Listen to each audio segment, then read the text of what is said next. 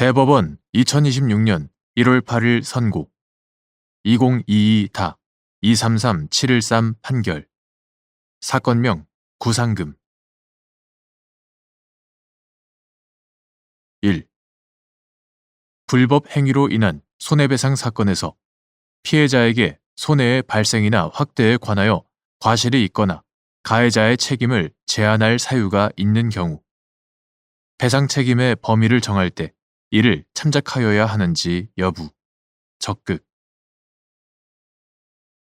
이때 책임 제한에 관한 사실 인정이나 비율을 정하는 것이 사실심의 전권 사항인지 여부, 원칙적 적극, 및 그 한계. 불법 행위로 인한 손해배상 사건에서 피해자에게 손해의 발생이나 확대에 관하여 과실이 있거나 가해자의 책임을 제한할 사유가 있는 경우에는 배상 책임의 범위를 정함에 있어서 당연히 이를 참작하여야 할 것이고, 나아가 그 책임 제한의 비율을 정함에 있어서는 손해의 공평 부담이라는 제도의 취지에 비추어 손해 발생과 관련된 모든 상황이 충분히 고려되어야 하며, 책임 제한에 관한 사실 인정이나 비율을 정하는 것이 사실심의 전권 사항이라고 하더라도 형평의 원칙에 비추어 현저히 불합리하여서는 아니 된다. 2. 공작물 소유자에게 무과실 책임을 부과하고 공작물 책임의 적용 범위를 확대한 민법 제758조 제1항의 입법 취지 및 이에 따른 무과실 책임의 한계. 과실상계에서 과실의 의미, 약한 의미의 부주의 및 그 취지. 민법 제758조 제1항은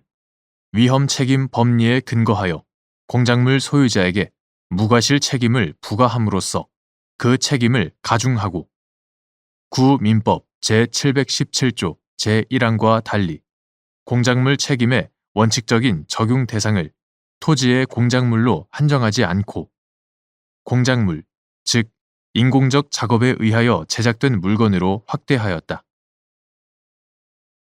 이와 같이 공작물 소유자에게 무과실 책임을 부과하고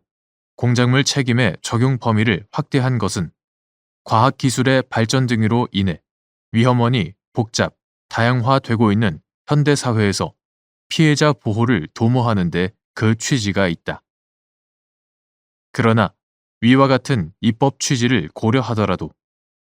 공작물 소유자에게 예외 없이 모든 손해를 배상할 무과실 책임을 지운다면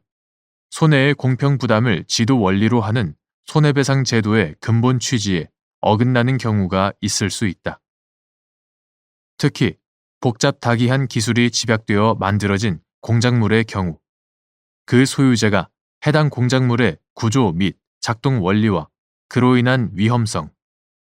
위험성이 현실화하여 발생할 수 있는 손해의 범위 등을 구체적으로 파악하기 어렵다는 점에서 더욱 그러하다. 불법 행위에 있어 손해액을 정함에 참작하는 피해자의 과실, 즉 과실상계에서의 과실은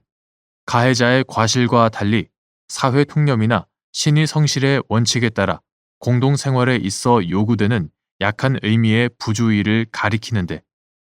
그 취지 또한 불법 행위로 인한 손해를 가해자와 피해자 사이에 공평하게 분담시키고자 함에 있다. 3.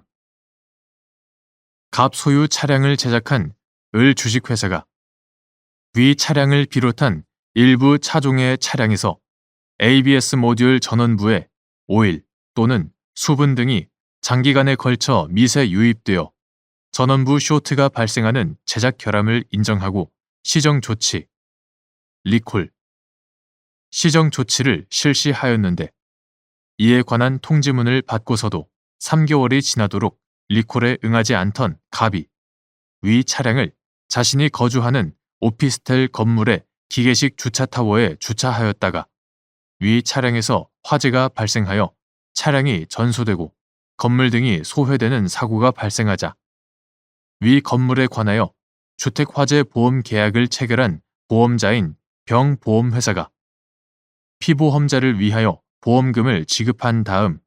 위 화재에 대해 갑이 민법 제758조에 따른 공작물 책임을 부담한다며 감 및 갑 소유 차량에 관한 자동차 보험 계약의 보험자인 정보험회사를 상대로 보험자 대위권을 행사한 사안에서